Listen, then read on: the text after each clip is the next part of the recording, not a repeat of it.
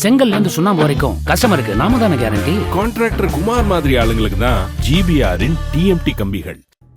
மக்களவைத் தேர்தலின் போது ரேஷன் கடைகளில் துவரம் பருப்பு பாமாயில் விநியோகம் செய்யும் நிறுவனத்துடன் ஒப்பந்தம் செய்வதில் சிக்கல் ஏற்பட்டதால் மே மற்றும் ஜூன் மாதங்களில் துவரம் பருப்பு பாமாயில் விநியோகம் பாதிக்கப்பட்டதாக தகவல் வெளியாகியிருந்தது.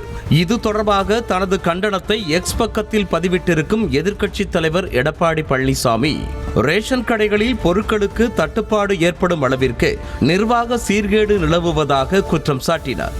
மேலும் ரேஷன் கடைகளில் அனைத்து பொருட்களும் தட்டுப்பாடின்றி சீராக விநியோகம் செய்யப்படுவதை உறுதி செய்யுமாறும் அவர் வலியுறுத்தினார்.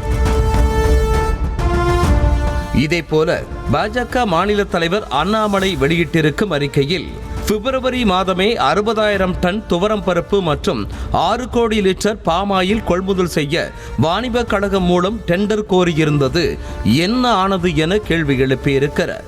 அத்தோடு பல மாவட்டங்களில் தரமற்ற துவரம் பருப்பு திருப்பி அனுப்பப்படுவதாக கூறப்படுவதாகவும் தரமற்ற பருப்பை வழங்கிய நிறுவனங்கள் மீது என்ன நடவடிக்கை எடுக்கப்பட்டது என்றும் அவர் வினவியிருக்கிறார்.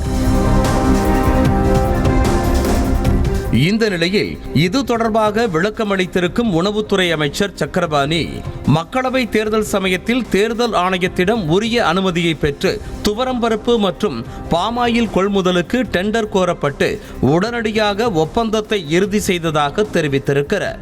மேலும் மே மாதத்திற்கான பாமாயில் எண்ணெய் பாக்கெட்டுகள் 100% வழங்கப்பட்டு விட்டதாகவும் துவரம் பருப்பு மட்டும் 1,89,89,000 கிலோவில் 1,37,79,000 கிலோ மட்டுமே வழங்கப்பட்டிருப்பதாகவும் தெரிவித்தார்.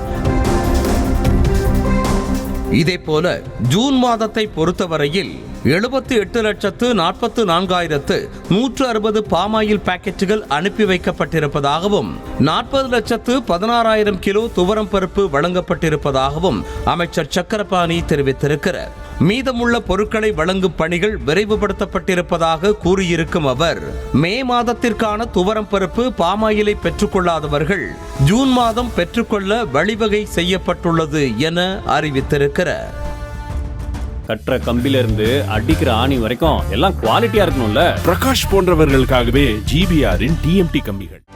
செய்திகளை உடனுக்குடனும் துல்லியமாகவும் தெரிந்து கொள்ள சப்ஸ்கிரைப் பண்ணுங்க.